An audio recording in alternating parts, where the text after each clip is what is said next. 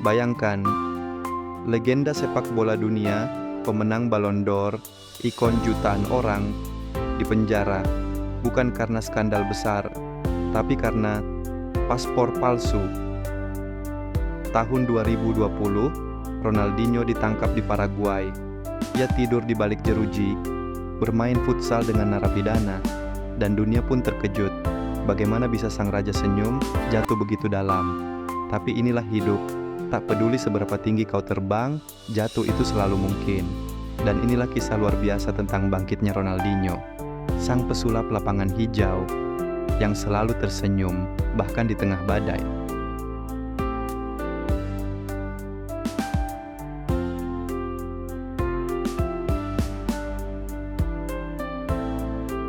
Ronaldo de Assis Moreira, atau yang kita kenal sebagai Ronaldinho, lahir di Porto Alegre, Brasil, 21 Maret 1980. Sejak kecil hidupnya tak mudah. Ayahnya meninggal saat ia masih berusia 8 tahun karena serangan jantung. Tapi justru di titik itu, Ronaldinho menemukan pelariannya, sepak bola. Ia bermain di jalanan tanah Brasil, menari dengan bola seolah itu bagian dari tubuhnya. Orang-orang mulai memperhatikan, anak ini bukan sekadar jago, ia ajaib. Ronaldinho memulai karier profesional di Gremio, lalu bersinar di PSG.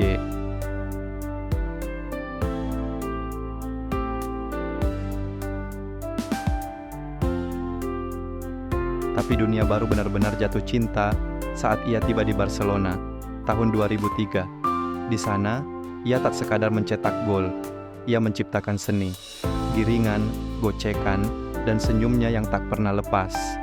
Dalam waktu singkat, ia mengubah Barcelona menjadi tim paling ditakuti di Eropa dan paling dicintai.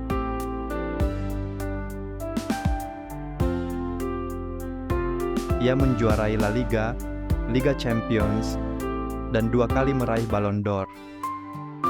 Bahkan fans Real Madrid pun berdiri memberi tepuk tangan, sebuah penghormatan yang langka, nyaris mustahil. Tapi Ronaldinho bukan hanya tentang kemenangan, ia adalah tentang kegembiraan. Ia tidak bermain dengan tekanan, ia bermain karena cinta.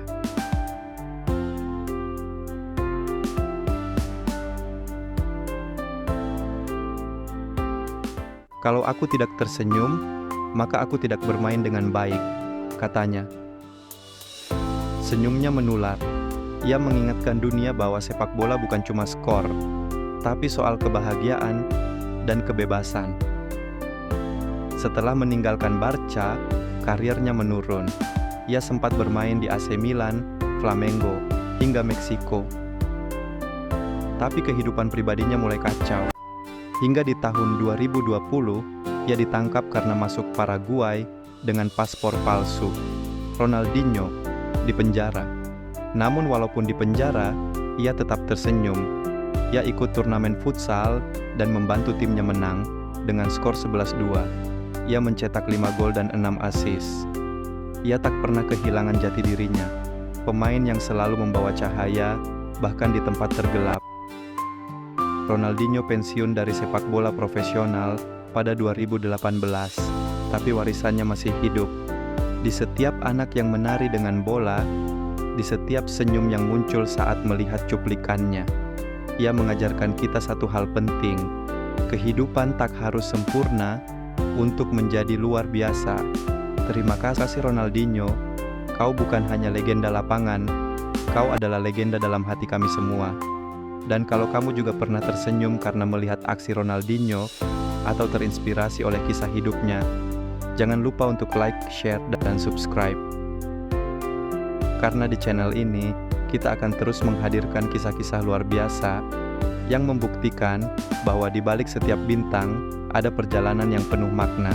Tulis di komentar, momen Ronaldinho favorit kamu apa? Kita bahas bareng di kolom komentar ya.